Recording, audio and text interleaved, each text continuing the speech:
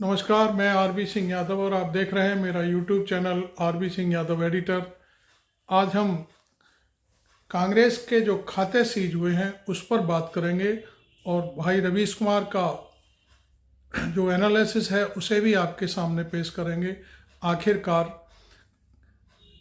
Bharatiya Janata party की सरकार को ऐसा क्या सूझा कि कांग्रेस जो उसकी पैरेलल विपक्षी पार्टी है उसके खाते सीज कराने पड़ गए। और ये कोई नॉर्मल बात नहीं है कि इनकम टैक्स की तरफ से जो खाते सीज किए गए हैं उनको किसी न किसी वजह से सील किया गया है। तो कहने का अर्थ यह है कि ठीक है, टैक्स में कोई जमा करने में कोई देरी हो सकती है, तो इसका ये इतना बड़ा इशू नहीं बनना चाहिए कि किसी पार्टी का खाता सीज कर दिया जाए। आप जानते हैं कि पार्टी में का कार्यालय चलाने में, बहुत सारी और चीज़ों में और तमाम विज्ञापन और दूसरे चीज़ों के लिए खरीद फरोख्त और के लिए जो चेक जारी किए जा रहे हैं उनको बैंकों द्वारा लौटाया जा रहा था, तब पता चला कि खाते सीज हो चुके हैं। तो ये तो एक तरह से मैं समझता हूँ बहुत गलत हुआ है। और बाकी बातें हम रवीश भाई के साथ शेयर करेंगे आपसे। आप सुनिए रवीश कुमार को।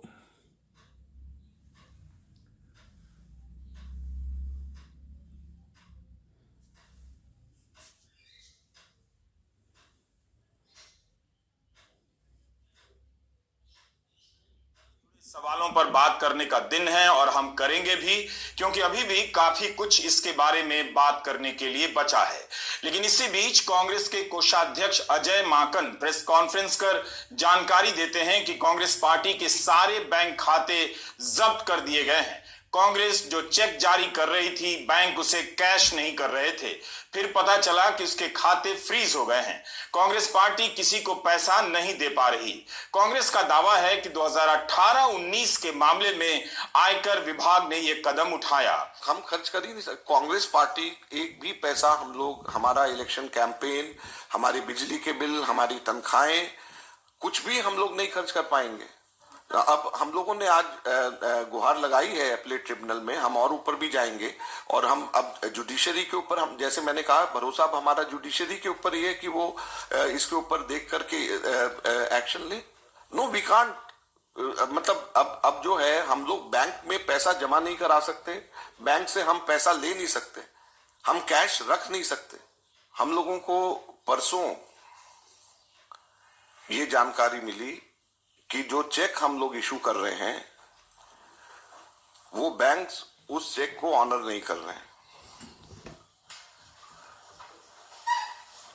उसके ऊपर जब हम लोगों ने आगे छानबीन करी तो हमें बताया गया कि देश की मुख्य ऑपोजिशन पार्टी के सारे अकाउंट्स फ्रीज कर दिए गए हैं। कांग्रेस पार्टी के अकाउंट्स पर तालाबंदी हो गई है। कांग्रेस पार्टी के अकाउंट्स फ्रीज कर दिए गए हैं। हमारे देश में लोकतंत्र पर तालाबंदी हो गई है। और ये कांग्रेस पार्टी के अकाउंट्स फ्रीज नहीं हुए हैं, हमारे देश में डेमोक्रेसी फ्रीज हुई है। मोदी सरकार की गारंटी, हर गरीब का मुफ्त फ्रीज हुई है। जिस समय कांग्रेस पार्टी प्रेस कॉन्फ्रेंस कर रही थी, उसी समय कांग्रेस के वकील और राज्यसभा सांसद विवेक तनखा आयकर विभाग ट्रिब्यूनल में इसके खिलाफ अपनी दलील पेश कर रहे थे। विवेक तनखा ने बताया कि बुधवार को अब अगली सुनवाई होगी। फिलहाल खातों से रोक हटा दी गई है। मार्च 2023 तक कांग्रेस के खाते में 162 करोड़ थे, बीजेपी के खाते में 5425 करोड़। कोई मुकाबला नहीं दोनों में। कांग्रेस आर्थिक रूप से बीजेपी के सामने कुछ भी नहीं, कमजोर हो चुकी है। इस पैसे से वह चुनाव में बीजेपी का मुकाबला नहीं कर सकती। इसके बाद भी विपक्ष पर हमला जारी है। चुनाव की घोषणा में ज्यादा समय नहीं, ऐसे में मुख्य विपक्षी दल का खाता फ्रीज कर दिया जाता है। कांग्रेस सांसद राहुल गांधी ने ट्वीट किया कि डरो मत मोदी जी, कांग्रेस धन की ताकत का नहीं, जन की ताकत का नाम है। हम तानाशाही के सामने न कभी झुके हैं न झुकेंगे। भारत के लोकतंत्र की रक्षा के लिए हर कांग्रेस कार्यकर्ता जी जान से लड़ेगा। क्या यह सब संकेत है कि विपक्ष को इसी तरह उलझा कर रखा जाए, उसे चुनावी मैदान में पहुंचने ही ना दिया जाए, खाली मैदान में अपनी जीत का ऐलान आप ही कर दिया जाए? कभी ईडी तो कभी आयकर के छापे। 3 महीने से दावा किया जा रहा है कि बीजेपी को लोकसभा चुनाव में 400 सीटें पक्की आ रही हैं, फिर भी यह सब किया जा रहा है। 2024 का चुनाव इन्हीं सब उतार चढ़ावों से गुजरता रहेगा। विपक्ष का नेता कब कौन जेल में डाल दिया जाएगा पता नहीं। इलेक्टोरल बॉन्ड पर अभी जनता के बीच ठीक से बहस भी पूरी नहीं हुई और ना हो पाएगी, लेकिन नई नई हेडलाइन इन छापों के जरिए पैदा कर दी जा रही है। कहां तो मनी लॉन्ड्रिंग के मामले में बीजेपी के खातों की जांच होनी चाहिए, जिसके खातों में 6000 करोड़ रुपए से अधिक के इलेक्टोरल बॉन्ड जमा हुए हैं और ये आंकड़ा एडीआर का है। सुप्रीम कोर्ट के फैसले के पेज नंबर 37 पर साफ साफ लिखा है कि कंपनियों का नाम गुप्त रखकर यह पॉलिसी सुनिश्चित करती है कि मदद के बदले मनी लॉन्ड्रिंग की जा सके। कोर्ट ने लिखा है कि कई तरीके से मनी लॉन्ड्रिंग की जाती है। किसी काम के बदले राजनीतिक चंदा भी मनी लॉन्ड्रिंग हो सकता है, बल्कि prevention of money laundering act 2002 में साफ साफ लिखा भी है। फाइनेंशियल एक्शन टास्क फोर्स ने लिखा है कि दस्तखत करने वाले देशों को मनी लॉन्ड्रिंग पकड़ने के लिए राजनीतिक दलों के खातों की जांच करनी चाहिए। भारत ने भी संयुक्त राष्ट्र के इस प्रस्ताव पर दस्तखत किया है कि राजनीतिक दलों की फंडिंग में पारदर्शिता लाई जाएगी। लाई गई गोपनीयता, कही जा रही है पारदर्शिता। इलेक्टोरल बॉन्ड के जरिए मनी लॉन्ड्रिंग हो सकती है। सुप्रीम कोर्ट ने कहा है इलेक्टोरल बॉन्ड के जरिए सबसे अधिक धन बीजेपी को ही मिला है। तो मनी लॉन्ड्रिंग के शक में सबसे पहले किसका खाता जब्त होना चाहिए? इस खाते की जांच कौन करेगा? कौन नैतिक जिम्मेदारी लेगा? असंवैधानिक कानून बनाने की अभी तक कोई सामने नहीं आया। हम लोग ये मांग करते हैं कि अगर अकाउंट फ्रीज होने चाहिए तो जो अनकॉन्स्टिट्यूशनल कॉर्पोरेट बॉन्ड्स जो बीजेपी ने अपने खाते में डाले हुए हैं वो बीजेपी के अकाउंट सील होने चाहिए, वो फ्रीज होने चाहिए, जिसके बारे में सुप्रीम कोर्ट ने कहा है कि ये अनकॉन्स्टिट्यूशनल है। सोचिए, जब इलेक्टोरल बॉन्ड को चुनौती देने वाली याचिका सुप्रीम कोर्ट में दायर हुई, तब से लेकर फैसला आने के बीच 4 चीफ जस्टिस बदल गए। कितने चुनाव हो गए, लोकसभा चुनाव और कई विधानसभा चुनाव। असंवैधानिक तरीके से पैसे जुटाकर इस देश में चुनाव हुए हैं। मोदी सरकार ने एक कानून बनाया, यह काम किया जो असंवैधानिक निकला। इस पर कोई बात नहीं हो रही। आपको कैसे पता चलेगा कि किस कंपनी ने, किस उद्योगपति ने बीजेपी को कितना चंदा दिया? उसे बीजेपी की सरकारों में, केंद्र से लेकर राज्यों में क्या क्या मिला है? क्या आपको पता है कि केंद्र सरकार ने सर्वोच्च अदालत के सामने क्या दलील दी है? यह कहा है कि जनता के पास, आम जनता के पास जानने का आम अधिकार ही नहीं है कि वह राजनीतिक दलों की फंडिंग के बारे में जाने। वह सरकार सुप्रीम कोर्ट के फैसले पर क्यों बोलेगी? वह केवल अपनी जीत पर बोलती है। जब उसकी हार होती है, ये घपले पकड़े जाते हैं, सन्नाटे में चली जाती है, हेडलाइन बदलने के इंतजाम नजर आने लगते हैं।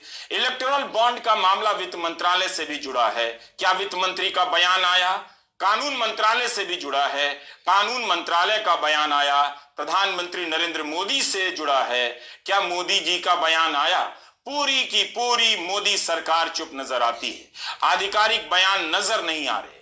कोर्ट में सरकार का यह कहना कि जनता को राजनीतिक दलों की फंडिंग के बारे में जानने का आम अधिकार नहीं है, सूचना का अधिकार जनता का आम अधिकार नहीं है। सरकार कह रही है कि जनता को जानने का अधिकार नहीं।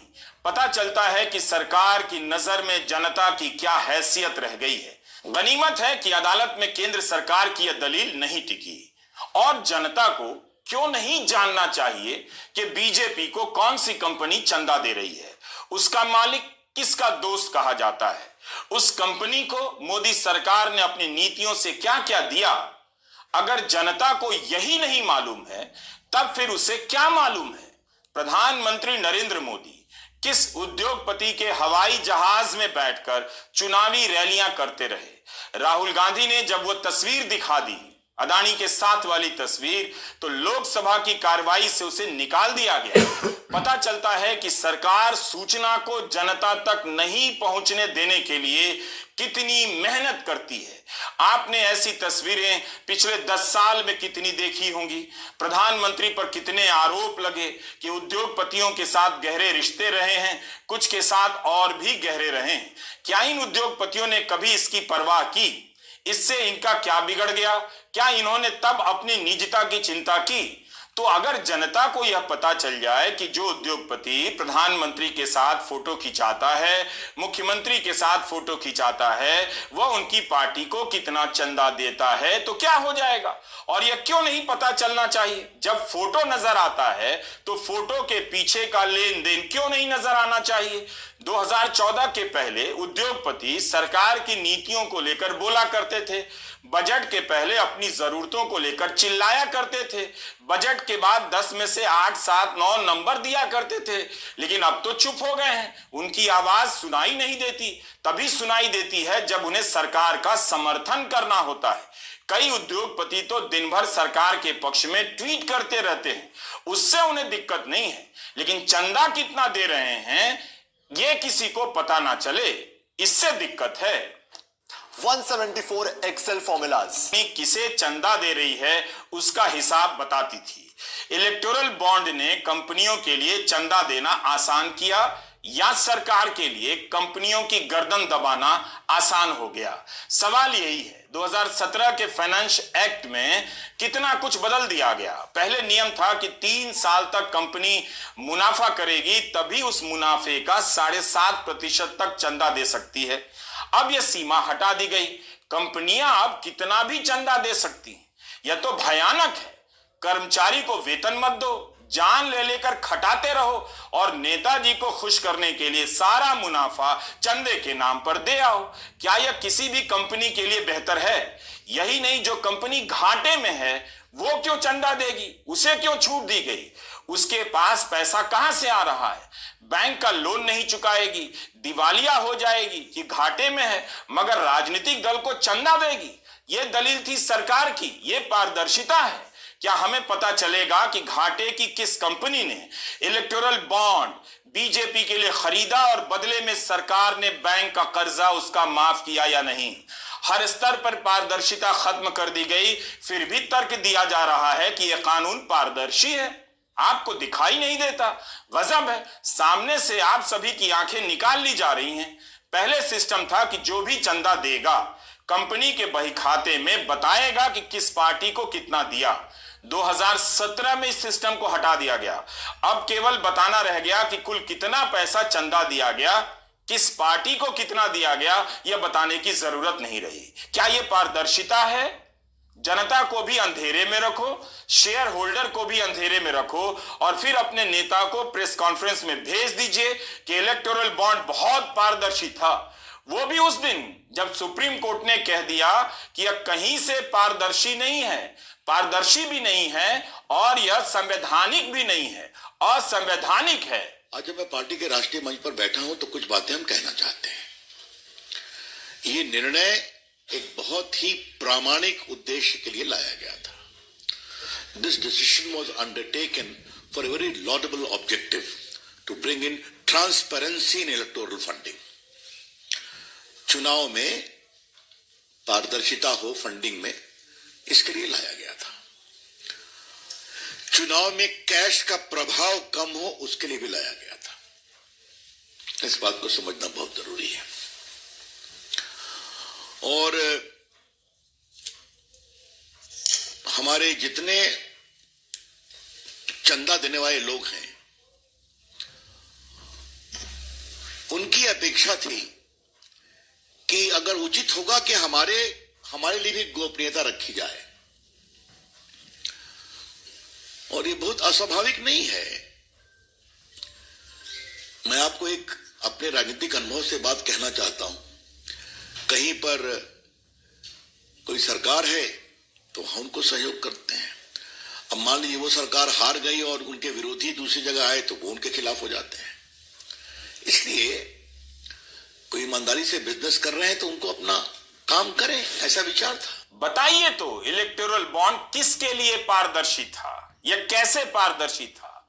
चुनाव आयोग ने आपत्ति दर्ज कराई, रिजर्व बैंक ने दर्ज कराई, मनी लॉन्ड्रिंग की आशंका जताई गई, फिर भी रविशंकर प्रसाद कह रहे हैं पारदर्शिता के उद्देश्य से इलेक्टोरल बॉन्ड लाया गया।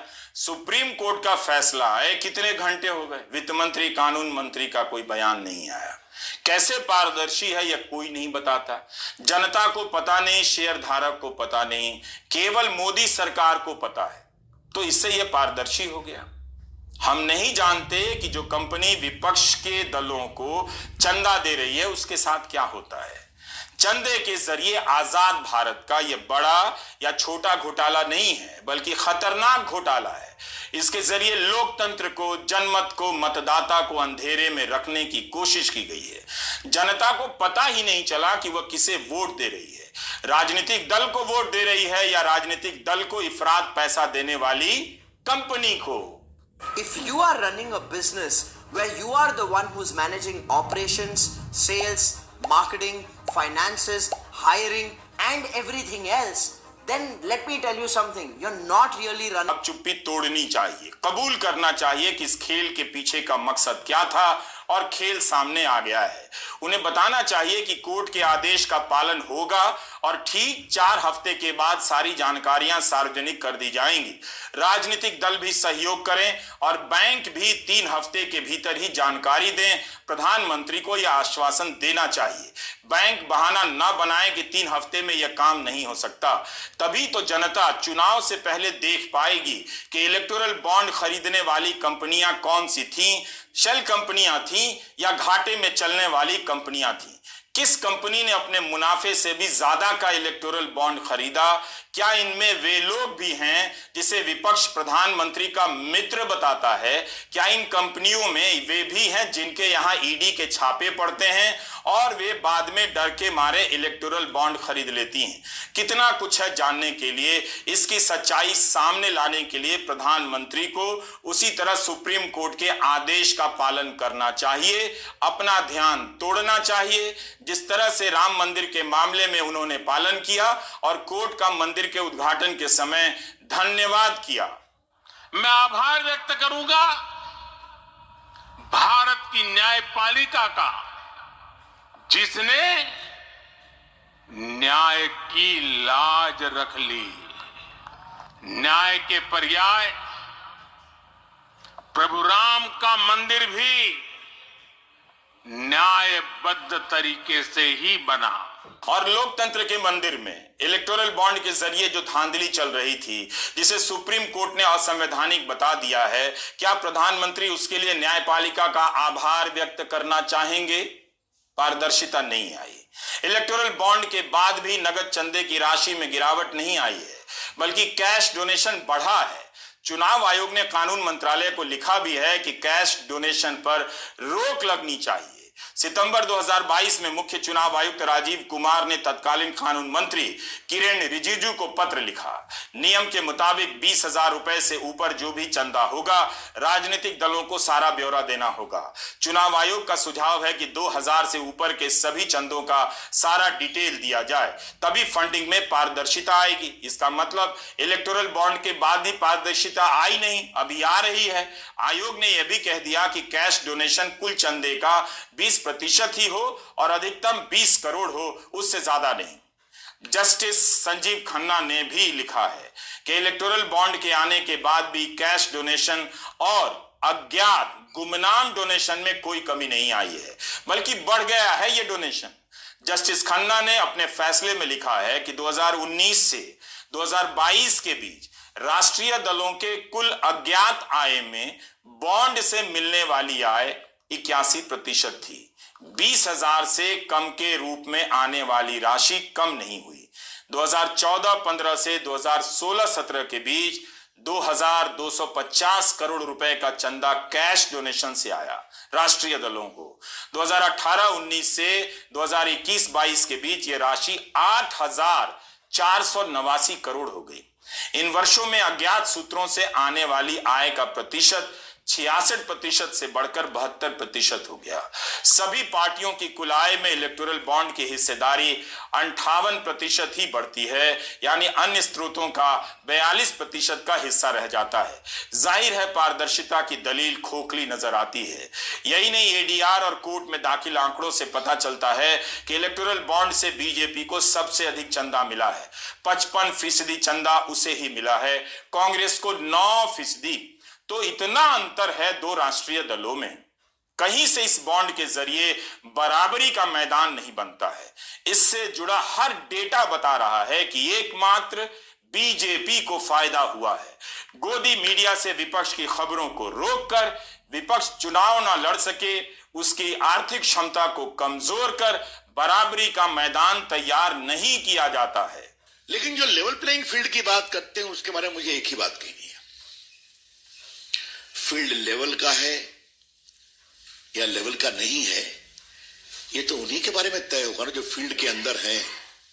जो फील्ड के बाहर हैं वो लेवल में है या नहीं है कैसे तय होगा?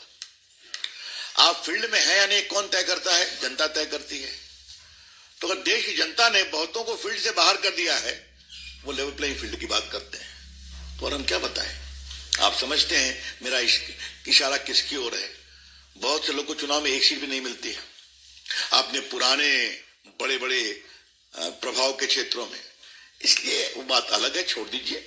रविशंकर प्रसाद बात को कहीं और ले गए। उनकी इस बात का जवाब सुप्रीम कोर्ट ने अपने फैसले में दे दिया है। कोर्ट ने कहा है कि लोकतंत्र की शुरुआत और उसका अंत चुनाव से नहीं होता है।